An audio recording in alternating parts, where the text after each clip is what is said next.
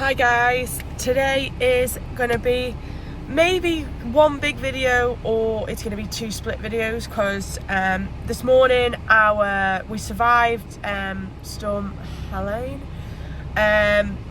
From our point of view, like, we're looking outside, it's just back to sunny and a little bit windy.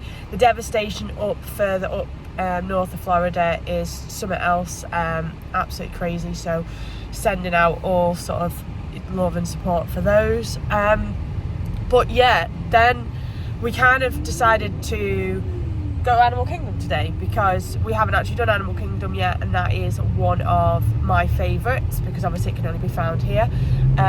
So the original plan was just to do a day at Animal Kingdom, come in a little bit later, so this is too early. It's nearly 11 o'clock now, and with Animal Kingdom you either want to get there early for rope drop because more animals are likely to be out on Kilimanjaro Safari because it's a bit cooler, or later in the afternoon because people tend to move parks in the afternoon. But I don't know whether we're just jinxes or it's just bad timing. This is twice that's happened. But we received the news this morning that Dame Maggie Smith has died. For anyone that doesn't know, that is the actress who played Professor McGonagall in Harry Potter. So we are going to, and the reason why we say that is because the last time we were in Florida 2 years ago, Robbie Coltrane, who played Hagrid, also passed away. So I've just said we're not coming to Florida ever again because I don't want to lose any more Harry Potter actors. So we're going to head to Universal later and trying to find out at the moment if they're doing the same thing that they did for Robbie Coltrane and for Alan Rickman, which is they do a One's Up like tribute. So yeah, so today is turning into 2 days of two parts of park hopping, which is never really our thing. We like just luxuriating about, but yeah. And you're okay. Craig's got his Ookie Bookie top on, which is his all-time favourite character, I think. It's up there. And yeah, all good. So we're heading in now. That is something to bear in mind. So we've just gone through the pay toll for Animal Kingdom. Parking at Disney is $30 a day, and I do think I've mentioned it before. So it's $30 a day for any of the Disney parks. Now if you park at one, it's then valid for the other three, so you can hop about, which is what we did yesterday when we went from Magic Kingdom to Hollywood Studios, so you don't have to pay twice. But just bear that in mind, that what you are doing and you know, whether it's worth. So if you are staying on a Disney property, if you're staying, you know, within a Disney hotel, then you don't have to pay for your parking, so that is a way of saving. What we actually did was we worked out what was cheaper in regards to Disney had a deal on at the time, so I priced up what the deal was, and obviously that meant that I didn't have to pay for parking. And then what added up, the hotel that we stay at, we stay at Holiday Inn opposite Old Town. We don't have to pay for parking there either, so that levels up. But with Disney, obviously that means I don't have to pay for parking in the parks. We added up and sort of totaled up how much it would be, you know, having to pay for parking all the time for Disney, how many times we'd come, and it worked out it was still cheaper for us to stay in a different hotel. The perks of staying on a Disney site didn't outweigh the cost at all. Still a few thousands difference. So just bear that in mind, but take it into account when you are doing your budget that you're going to have to pay for parking. It's 30 for here, it's actually 32 for Universal. However, if you're just wanting to go to Universal at City Walk after 6 o'clock, then it is free after 6 o'clock if it's not Halloween Horror Nights. Okay, so just add that into your budget. And also for some hotels they do charge a resort fee when you get there, so always check that out as well, because that can be another fee that gets added on, that it's just like, where did that extra money come from? We are now in Animal Kingdom and there's a lot of stuff in here that's due to be like closing down, and they're refurbing it, retheming it, or completely getting rid of it and changing it. So we're going to try and get all that sort of stuff done, because a lot of the stuff like Craig hasn't done. So we're going on It's Tough to Be a Bug, because rumour is that is closing soon. and Craig's never done it, so he doesn't know what he's walking into.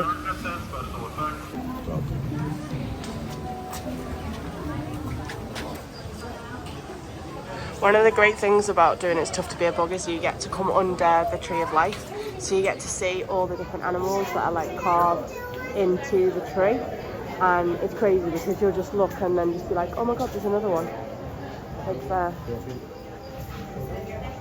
Like we're just stood here and I'm spotting more as we're just going along. It's super cool.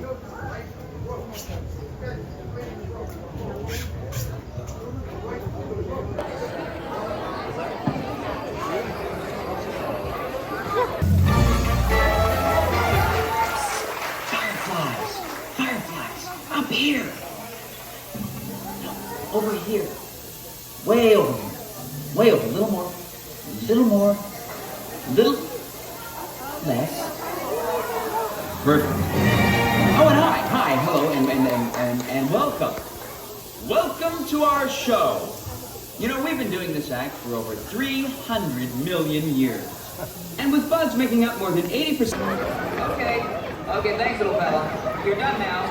About some amazing survival techniques. For instance, deep in the jungles of South America, there's a bug. Well, technically, he's an arachnid, you see. And Chili, I really hate when you do that. I hate. Oh, I'm sorry, Nick. Where was I? Yes, Chilean tarantulas, like my friend Chili here, throw poison quills at their enemies with deadly... On their heads. Oh, I made them honorary bugs. Honorary what?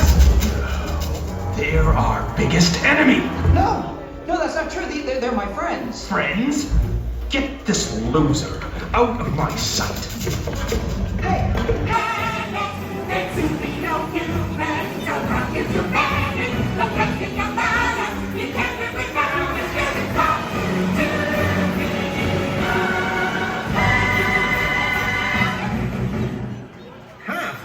It's a piece of cake.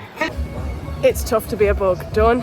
I'd suggest if you haven't done it, do it before they potentially get rid of it. But also, if you've got small children that are easily scared, that is not the show for you. A lot of screaming, a lot of quite dark bits, yeah? Yeah. All based on It's a Bug's Life. So yeah, if you got kids that are easily scared, definitely don't take them on that. So next we've paid for multipass today because again we've got to go elsewhere, so we wanted to make sure that we got everything done. So we're heading over to Expedition Everest now to go and see the Yeti.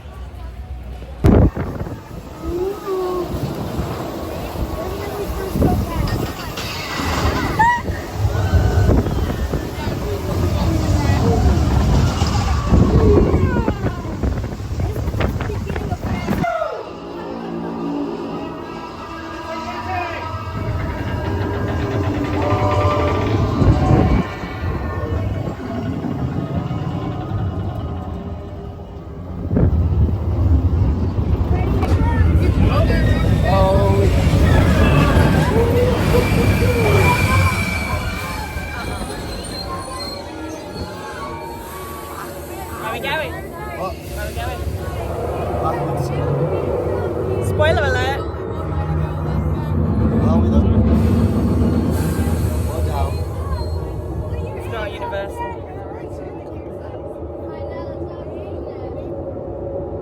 Anytime now.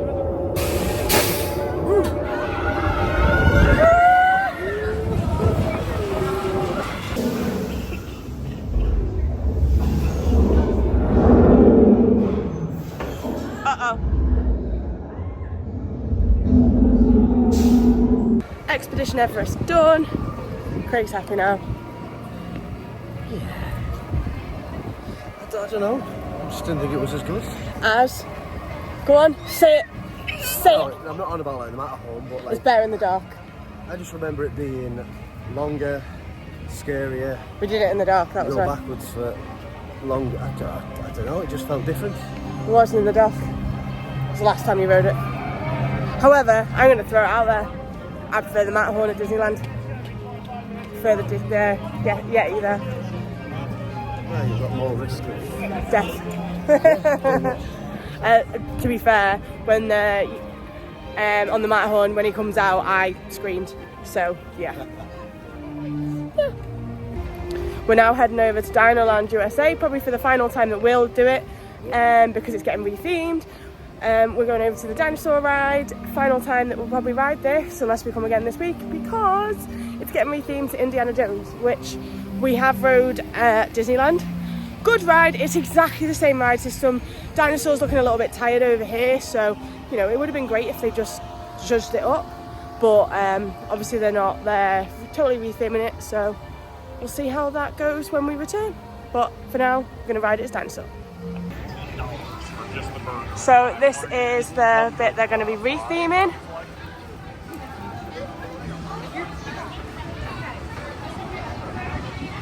So the first problem we've got is we need to try and win something, because you can only win these prizes here. You can't buy them in the park.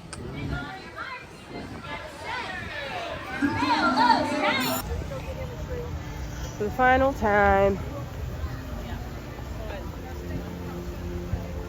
Like, if you watched Dinosaur the film, it is good fun. We'll be back. We'll be back again. Land Before Time is better. Land Before Time's Universal, but yeah, Land Before Time is, yeah, emotional.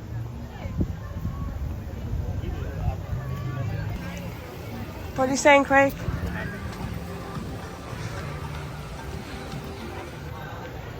Dalton! Queue is super cool. If you're in the queue, standby or otherwise, make sure to check out all the cool stuff that they've got in. And then there's this. Wow.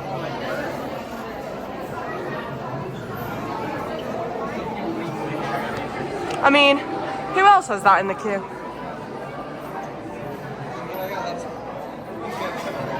The Natural History Museum in London. Ride. For a comprehensive safety briefing, and then it's on to the tour that will convince you forever that the future is truly in the past.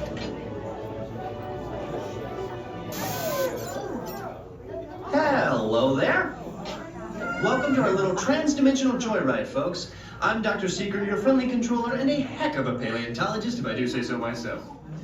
But let's not talk about me. Let's talk about you, and how you can help me make history today with the Time Rover. It's like this. If I can bring you back from the Cretaceous period, it stands to reason that I can bring back a live dinosaur with you. And not just any dinosaur. Take a look at this guy. He's an iguanodon, and I'm certain that he is the key to understanding these magnificent creatures.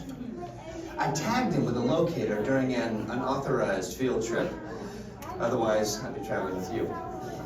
Right now, our dino should be about here, at the very end of the Cretaceous period. That's where you're going today. I've arrived, it seems, just in time to correct a little misstatement. Dr. Marsh. That is impossibly close to the giant asteroid impact that destroyed most life forms on Earth. Our tours are designed to take you to the early Cretaceous period, and I can assure you that all time rovers have been securely locked on those coordinates. That's right. See? Securely locked. Access denied. Continue. Of course. We were just talking about seatbelts. Plug them in. Use them. Those locked coordinates? We're in. Now, here's the drill.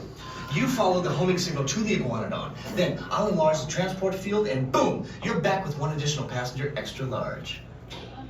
And don't worry about that asteroid. You'll be in and out of there before it even breaks the atmosphere. Trust me. What could go wrong? Let's roll.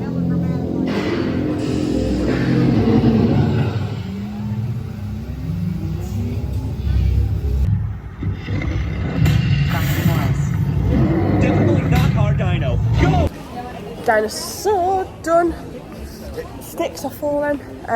Dinosaur done for likely the final time. Yeah. So it's going to be reimagined to Indiana Jones. We've done it in Disneyland. In Disneyland, not Disneyland Paris has an Indiana Jones ride as well. Temple to Peril. But it's going to be reimagined to the Indiana Jones ride that's in Disneyland in Anaheim. Which one do you prefer? I prefer that. For a dinosaur? Yeah. I think I'm probably going to say the same. Craig just made a really valid point as well, that if that was in Universal as like a Jurassic Park ride, then they would never get rid of it. Just dinosaur didn't hit as hard, unfortunately. It came out in that time where like Disney had just a fair few that just didn't hit, as well as they should have done Treasure Planet, Atlantis, Dinosaur. They just didn't hit very well. So yeah, it didn't take off. I loved it, like the music, and it's beautiful as well. Like it's really nice music. So if anyone listens to the score of it, it's lovely. So now we're back in Dinoland USA. Donald and Daisy are meeting, and I think we're going to try and, well, Craig's going to try and win some prizes. Hey, got big one! Alright, go, keep going.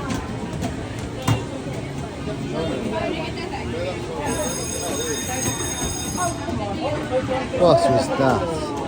Oh! Nothing. Trying to go. No pressure, but I really want one of these. Okay, guys, we're playing for big. I hope we're steady. Let's get fueling.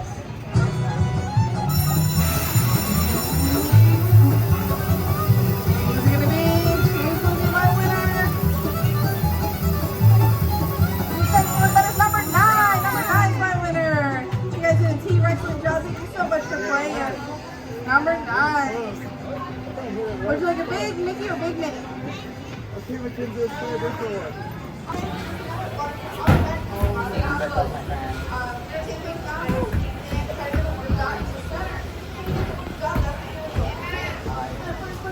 You want to have a go?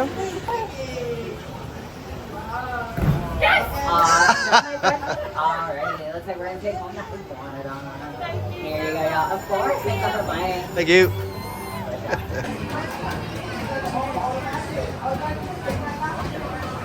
Yeah!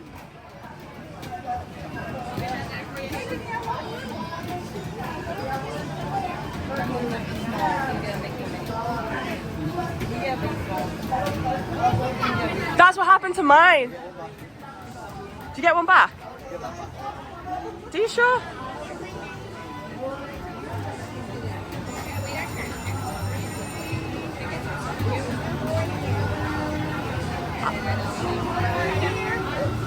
There it is.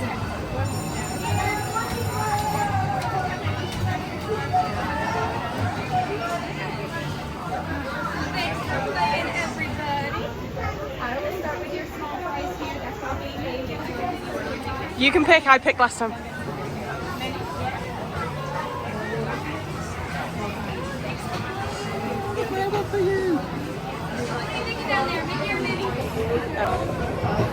Dad duties activated for Craig.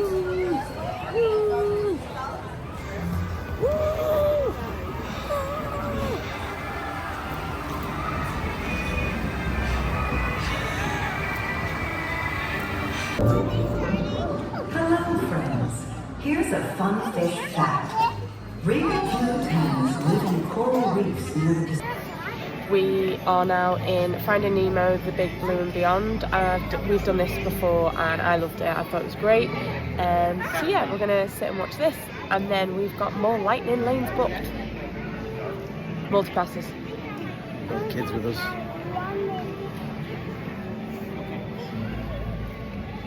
After the kids have got their own seats.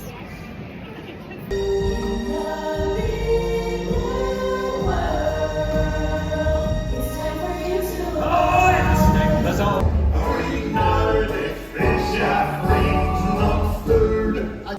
Keep swimming, just keep swimming. Life isn't all that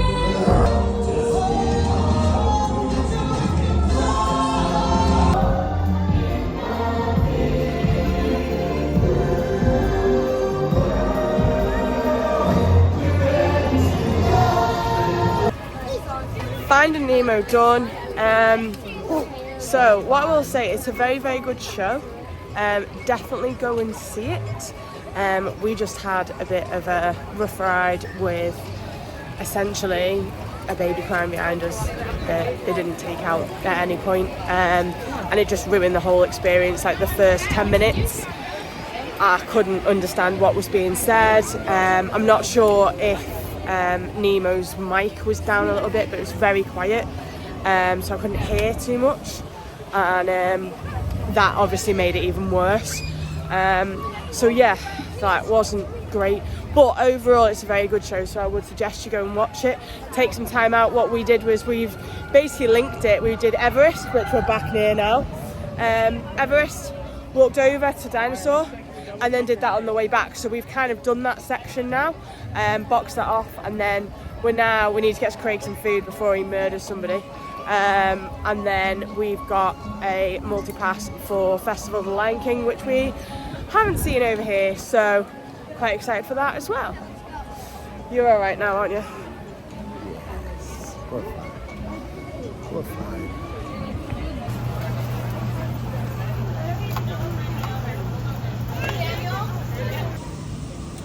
So we got all of it. We got the dumplings, we got the seasoned fries, it came with the sriracha sauce, and we got a drink, and we've got people that also want the food. Just had some food. It was quite nice. Nice snack. So we're now heading over to, all of us, the Festival of the Lion King, and I have got a multi-pass for it, which means that you can essentially get there like 10 minutes before and get a space, which is ideal because none of us want to be queuing for half an hour to get in anywhere.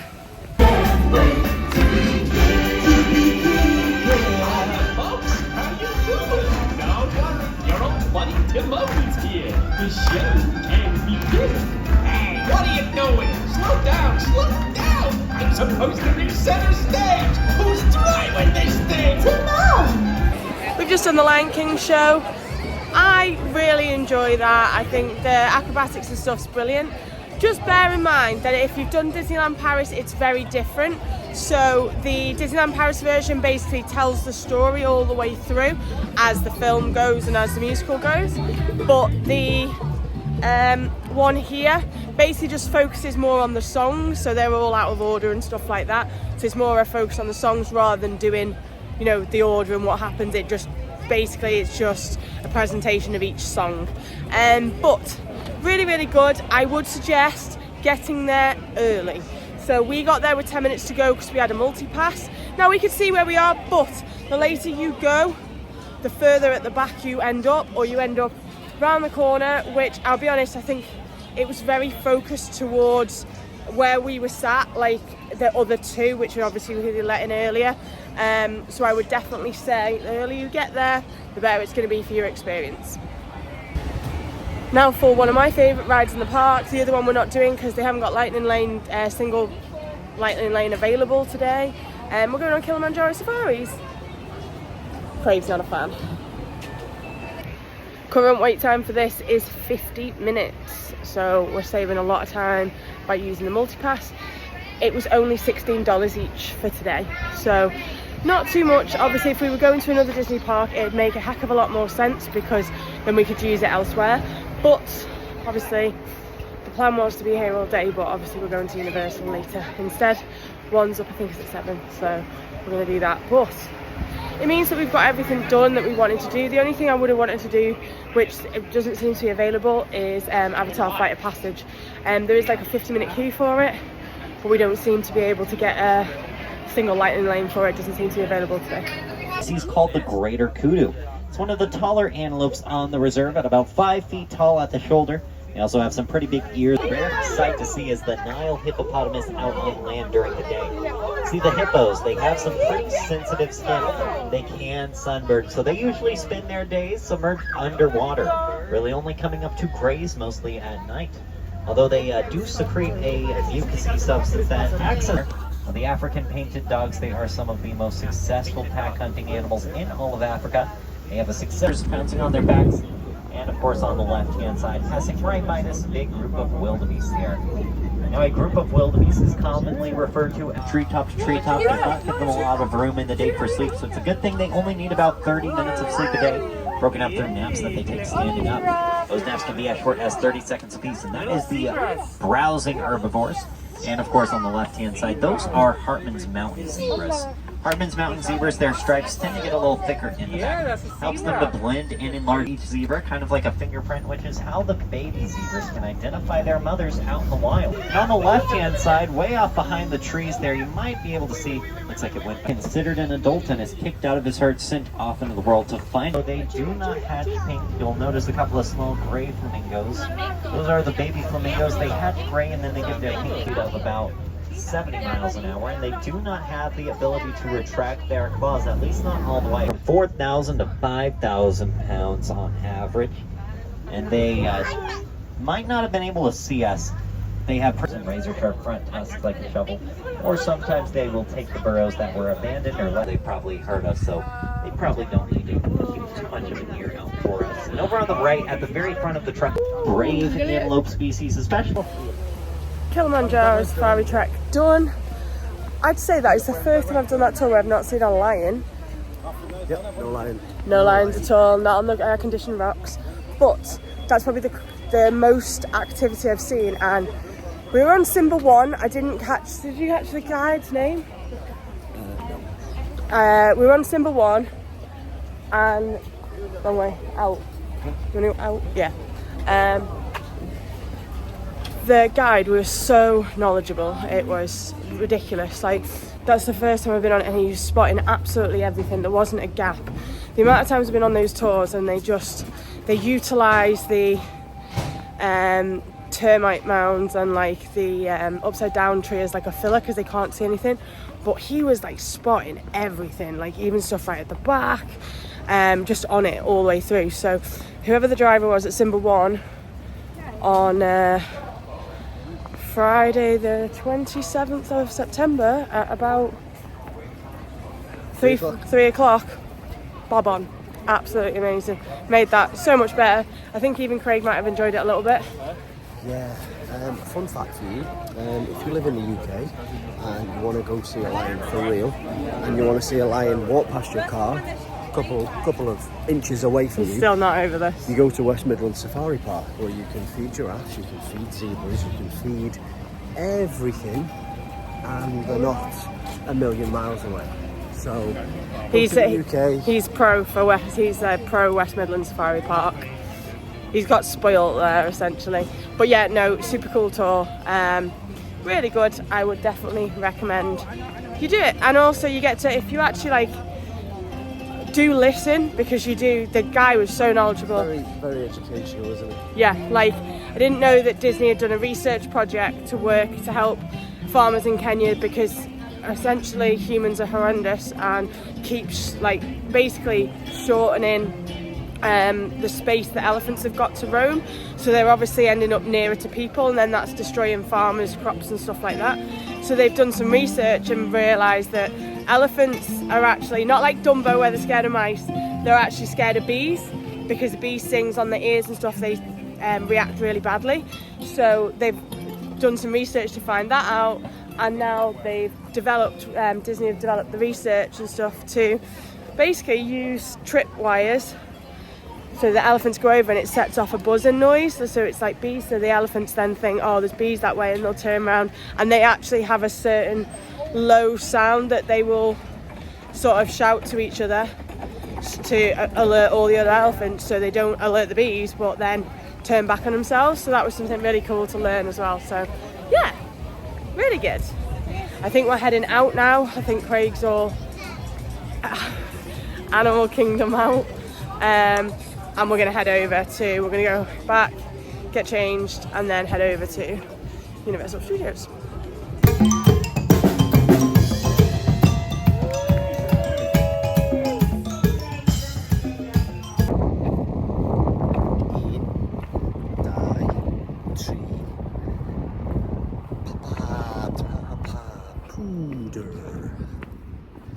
Ciao there. It's just going to annoy me. Let's go again.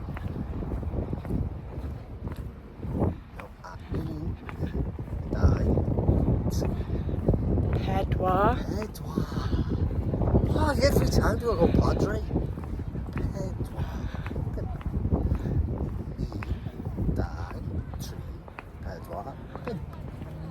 in die tree pedwar pimp.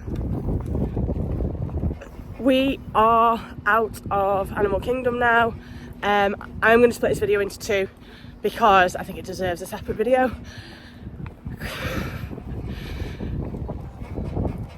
Those people that think I drag into Disney, nope, not at all.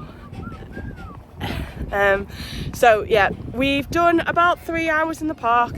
We did multipass. Now I'll be honest, we probably, if we were doing a full day, Animal Kingdom's the one you probably don't need it on, okay? The only reason why we did it was because we needed to be in, out. We wanted to get the rides that are like worth it done. So essentially we wanted to do Expedition Everest, we wanted to do Dinosaur. Expedition Everest had like a 30-minute queue, Dinosaur had a 40-minute queue, Kilimanjaro Safaris always has a 40 to 50-minute queue. So we've saved a heck of a lot of time, and we got in 2 shows. So we got Lion King, and we got Finding Nemo as well. So we got, and they're 2 half-an-hour shows. So we've essentially, we got into the park I think about 11, it is now 3 o'clock. I think we might have even got a bit later, but essentially we've got everything done that we wanted to do. Them shows take up half an hour each, plus the waiting time round, because obviously you don't get in bang on. So we've got a lot done. Now the only other thing we would have done is we probably, just because of timing, because we need to be in Universal for 7 o'clock, and we've got to go home and get changed, because these and any of these and the Bambi Top do not go to Universal. I don't know what you need to do. So essentially we're going to get changed, ready to go to Universal. But I would definitely suggest, if you're going to do Animal Kingdom, we got there, if you get there early or late on. The ideal plan was to go late on when the queues are starting to dip down a little bit, but things change. But yeah, really good day. What was your, dare I ask, what was your favourite bit? Was it winning the toys? You know what, I enjoyed the toys. And it was the fact that usually when you win, it's usually a rubbish toy. You know, these are pretty decent toys. And we're happy because you're not going to be able to get them in about 2 months, because they are Dinosaur branded. Woo. And there's one more thing that I should admit, which I haven't admitted, but it was, so for the rides in Dinoland USA, it was $6 a game.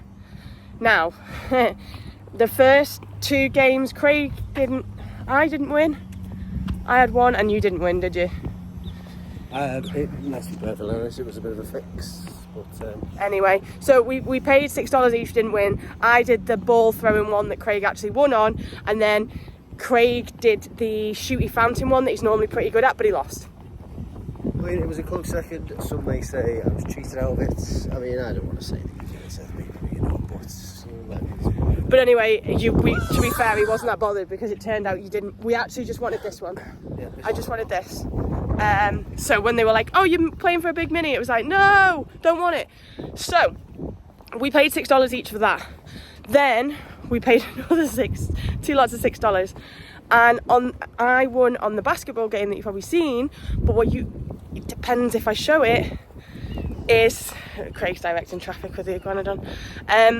What basically happened was that it was one game $6 and the game was 3 basketballs, and I said to the cast member that, like, he was like, oh, if you do this you get this, if you do this you get this, and they had a small Iguanodon, and I was literally like, all I want is a small Iguanodon, that's all I want. Like, I'm not bothered about the medium prize, which was a bigger mini or a big Iguanodon. I was like, I just want that. And he was like, okay. He was like, you just got to get 1 basket in. I was like, okay. And I fluffed all 3. And he gave me he pixie dusted me 1 more basket, which is the one I got. And that was just... So technically, loser, winner. Loser, winner. So yeah, but that was like lovely, because a lot of the time when you do these games, like, it's like you do it, you're so devastated, and then they're just like, But he literally gave me 1 more shot, and that was the one that got it, and I was super grateful for that. So thank you to that cast member that pixie dusted me, and pixie dusted me all this fun. Yeah. So I would say my favourite bit today has obviously been Kilimanjaro Safaris, closely followed by me actually winning a toy for a change instead of Craig winning it for me. So yeah, good day overall, and yeah, we're now going to go and get changed and get sorted for, and that'll be in the next video. So I hope you did enjoy watching this video and seeing that you can just be in and out of these parks as well. I know we've been showing it as like a sort of, you know, go with the flow, but also you can do it where it's like in, get everything done you want to do and back out before you even have time to think about it. So you can do that as well. Thank you very much for watching. Please make sure you subscribe to the channel. It helps us grow the channel even further and show what we're doing right and maybe what we're doing absolutely wrong. See you in the next one, guys. Bye.